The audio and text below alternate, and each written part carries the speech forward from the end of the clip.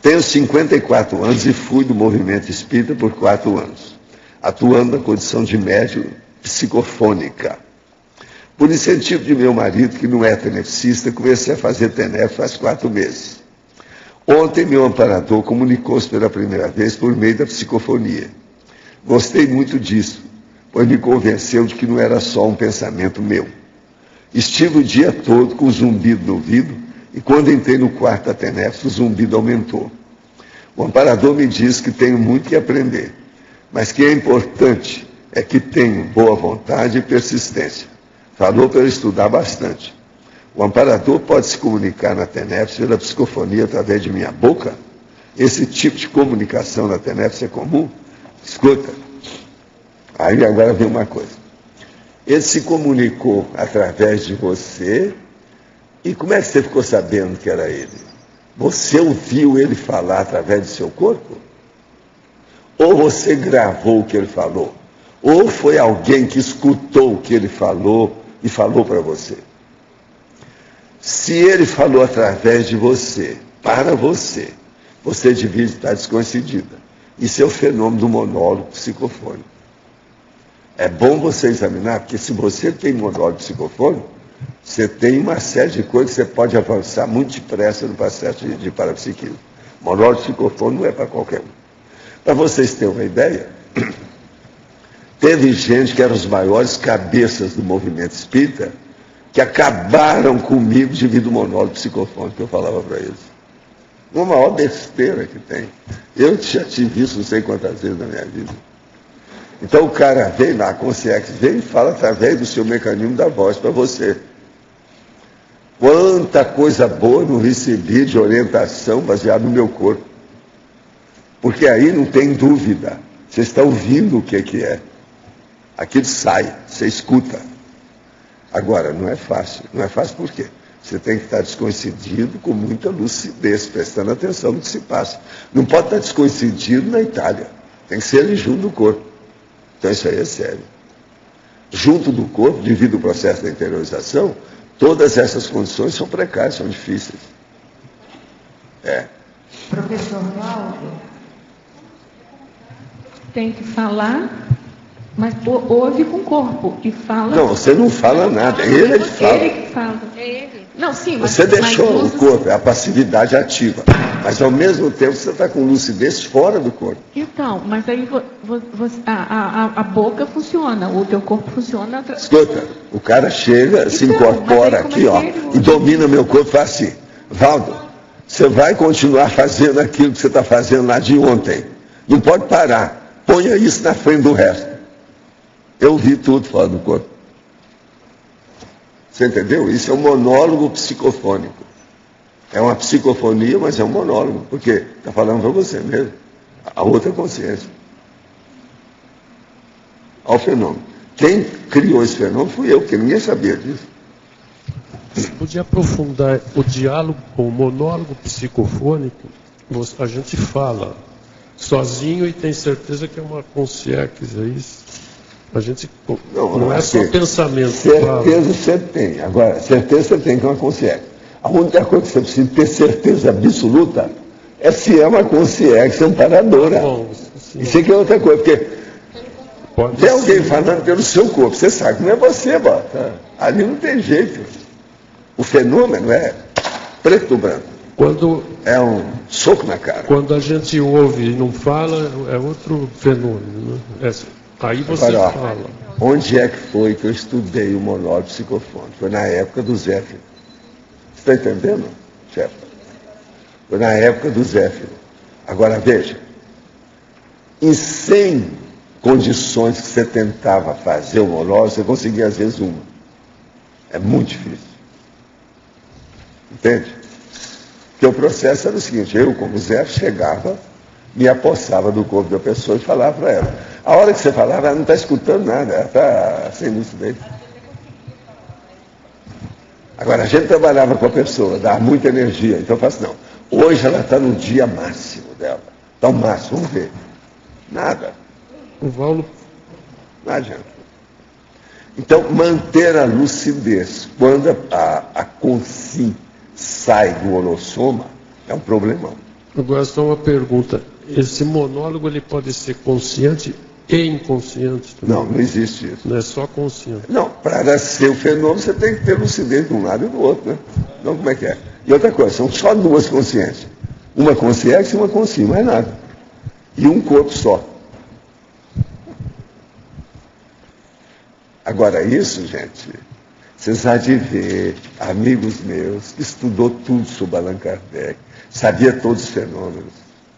Aí eu virei para ele e falei assim, vem cá, só porque Allan Kardec não falou nada sobre isso, não existe o fenômeno, não é isso? Vocês são os bobocas. Isso no Espiritismo, falei isso não sei quantas vezes. Teve um cara que queria brigar comigo por causa disso.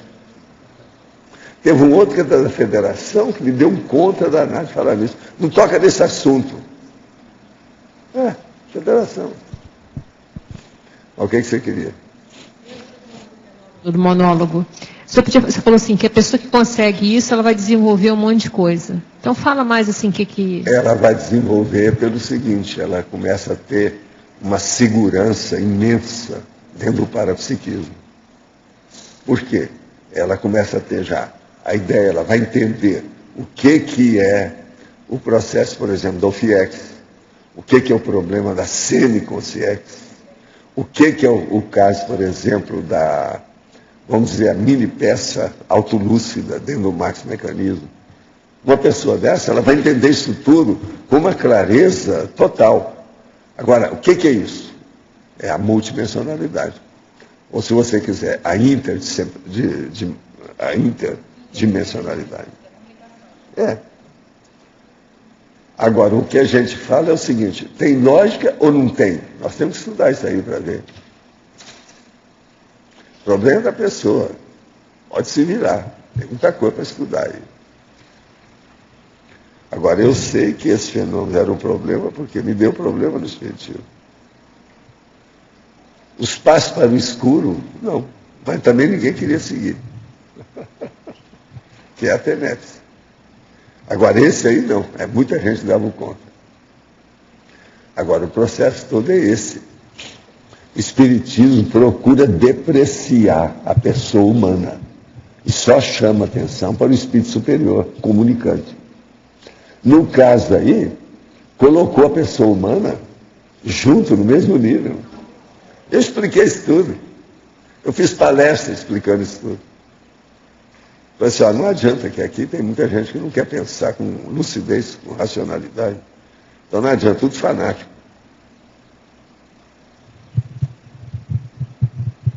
Agora, gente que estudou muito, que escreveu vários livros, tudo isso me dava conta. Assim, me apresenta só alguma coisa do fenômeno que seja irracional. Nada. Ninguém nunca apresentou nada. Agora, eu vi para ele e falei assim, eu já vivenciei isso, como é que você sai dessa? Agora, eu comecei a vivenciar isso mais quando eu comecei a desenvolver a psicografia e que apareceu lá os lápis dançando na minha frente, foi naquela época, eu era rapazinho ainda.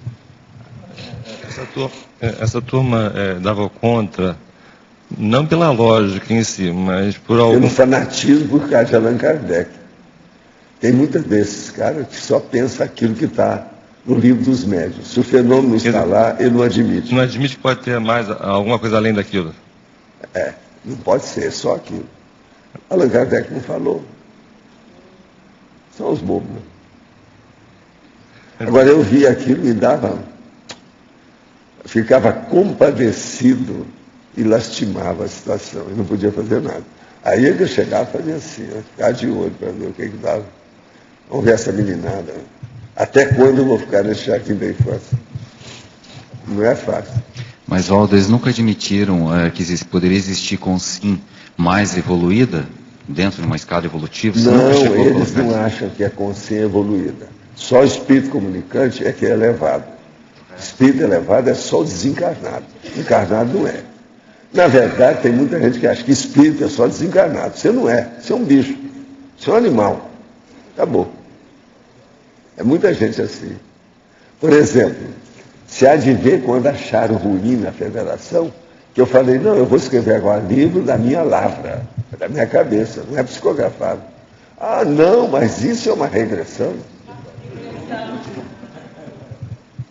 Cada bobagem que eu vi, dá pena.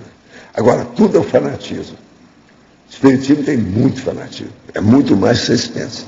Precisa de entrar lá para a pessoa conviver, para ver o nível de fanatismo que tem. Eu nunca desejei relacionar os fanatismos das coisas que eu vi, para não criar problema, porque em vez de ajudar, ia piorar mais.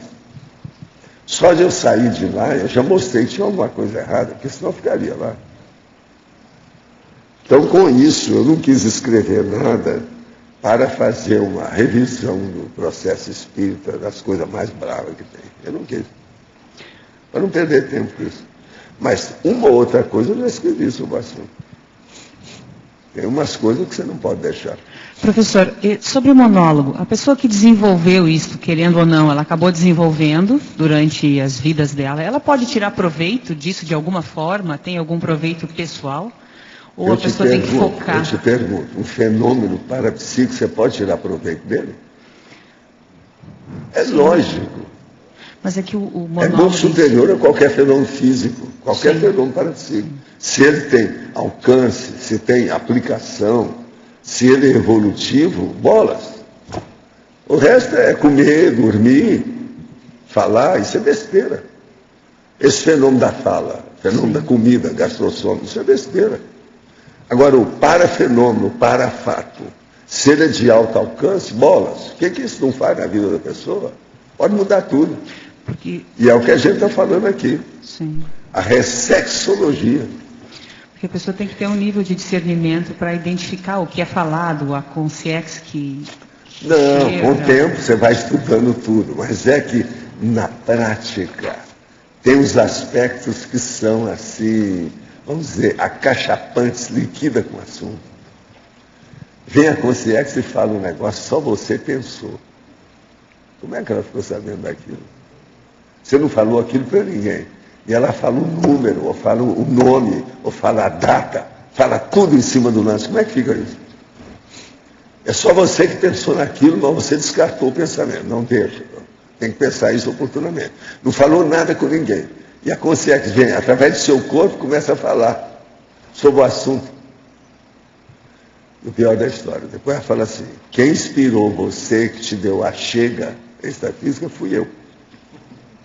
Aí você fica com a cara de tacho, vendendo cara de paisagem, né?